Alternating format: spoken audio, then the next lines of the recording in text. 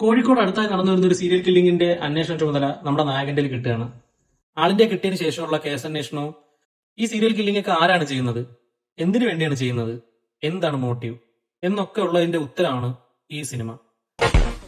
ഒരു investigation mystery thriller ജോണറിൽ വരുന്ന ഒരു മൂവിയാണ്. 2025 തിയേറ്റർ റിലീസായിട്ട് വന്നിട്ടുള്ള ധീരം. ഇപ്പോ OTT ആമസോണിൽ അവൈലബിൾ ആണ്. തിയേറ്ററിൽ പോയി കാണണമെന്ന് വിചാരിച്ചാണ്, പക്ഷെ നടന്നില്ല. ഈ സിനിമയിൽ കാസ്റ്റിംഗ് ആയിട്ട് വന്നിട്ടുള്ള നമ്മളെ ഇന്ദ്രജിത്ത്, അജു വർഗീസ്, പിന്നെ ദിവ്യ പിള്ള, വരലക്ഷ്മി, സാഗർ സൂര്യ, അങ്ങനെ കുറച്ച് കാസ്റ്റിംഗ് സിനിമയ്ക്കകത്തുണ്ട്. ഒരു ഡീസന്റ് വാച്ച് ആയിട്ടുള്ള ഒരു മിസ്റ്ററി ത്രില്ലർ ഇൻവെസ്റ്റിഗേഷൻ മൂവിയാണിത്. അത്യാവശ്യം ത്രില്ലർ മൂടി തന്നെ സിനിമ തുടക്കം തൊട്ട് അവസാനം വരെ കൊണ്ടുപോകാൻ ശ്രമിച്ചിട്ടുണ്ട്. അങ്ങനെ ഒരു ഡീസന്റ് വാച്ച് ആയിട്ട് തോന്നിയ ഒരു ത്രില്ലർ മൂവിയാണ്. സിനിമയുടെ ഡയറക്ടറാണ് ജിതിൻ സുരേഷ് ടി എന്ന് പറയുന്ന ഒരാളാണ്. പിന്നെ റൈറ്റേഴ്സ് ദീപു എസ് നായർ, സന്ദീപ് സദാനന്ദൻ. പിന്നെ പ്രൊഡ്യൂസ് ചെയ്തിരിക്കുന്നത് രമോഷ് MS ആൻഡ് ഹാരിഷ് അമ്പടത്തിങ്കൽ. അങ്ങനെ പിന്നെ സിനിമോട്ടോഗ്രഫി കാര്യങ്ങൾ എല്ലാം അത്യാവശ്യം ഡീസന്റ് ആയിട്ട് തന്നെ ചെയ്തിട്ടുണ്ട്. സിനിമോട്ടോഗ്രഫി ആയാലും ഒരു ഇൻവെസ്റ്റിഗേഷൻ ത്രില്ലർ മൂവി എങ്ങനെയാണ് പോകേണ്ടത് ആ രീതിക്ക് തന്നെയാണ് സിനിമ പോയിട്ടുള്ളത്. അല്ലാതെ ഒരു ലാഗോ കാര്യങ്ങളോ അല്ലെങ്കിൽ ഒരു എന്താ പറയാ ഒരു സ്ലോ പേസിലോ അങ്ങനെയൊന്നുമല്ല. നല്ല ത്രില്ലിംഗ് ആയിട്ട് തന്നെയാണ് തുടക്കം തൊട്ട് അവസാനം വരെയും പോകുന്നത്.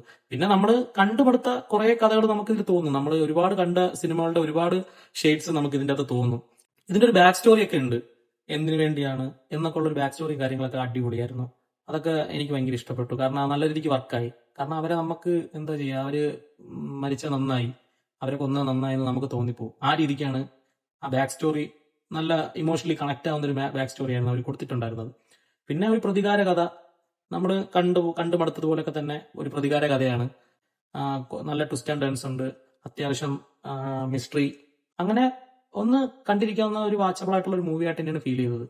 പിന്നെ സൗണ്ട് ഡിപ്പാർട്ട്മെന്റും കാര്യങ്ങളും ഒക്കെ ഗംഭീരമായിട്ട് വർക്ക് ചെയ്തിട്ടുണ്ട്.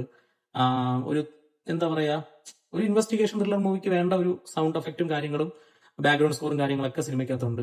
പിന്നെ ഇന്ദ്രയത്ത്, അജു വർഗീസിന്റെ ഒക്കെ പെർഫോമൻസ് അടിപൊളിയായിരുന്നു. സാഗർ സൂര്യ നല്ലൊരു റോളുണ്ട്. അത്യാവശ്യം ചെറിയ റോളാണ്, എന്നാൽ പോലും ഒരു നല്ലൊരു റോളിലാണ് വന്നിട്ടുള്ളത്. അങ്ങനെ കുറച്ച് കാസ്റ്റിംഗ് കാര്യങ്ങളൊക്കെ ഉണ്ട്. പിന്നെ ഇതിൽ കുറച്ച് പയ്യന്മാരെ കാണിക്കുന്നുണ്ട്. അവരൊക്കെ അത്യാവശ്യം ഗംഭീരമായിട്ട് തന്നെ ആ ഒരു റോള് കൈകാര്യം ചെയ്തിട്ടുണ്ട്. അങ്ങനെ ഒരു വാച്ചബിൾ ആയിട്ടുള്ള ഒരു മൂവി ആയിട്ടാണ് എനിക്ക് ഫീൽ ചെയ്തത്. ഡീസന്റ് ത്രില്ലർ ആയിട്ടാണ് ഫീൽ ചെയ്തത്. പിന്നെ ഇൻവെസ്റ്റിഗേഷൻ ത്രില്ലർ മിസ്റ്ററി മൂവീസ് ഒക്കെ ഇഷ്ടപ്പെടുന്നവർക്ക് ധൈര്യമായിട്ട് ഒരു തവണ കണ്ടിരിക്കാൻ പറ്റിയ മൂവി തന്നെയാണ് ധീരം. ഇപ്പൊ ആമസോണിൽ OTT റിലീസ് ആയിട്ടുണ്ട്. പറ്റുമെങ്കിൽ നിങ്ങളൊന്ന് പോയി കണ്ടു നോക്കുക. എന്നിട്ട് നിങ്ങളുടെ അഭിപ്രായം എന്താണെന്നുള്ളത് കമന്റിൽ അറിയിക്കുക. ഓക്കെ, ഇത്രയേ ഉള്ളൂ. വീണ്ടും സന്ധിക്കും വരെ വണക്കം.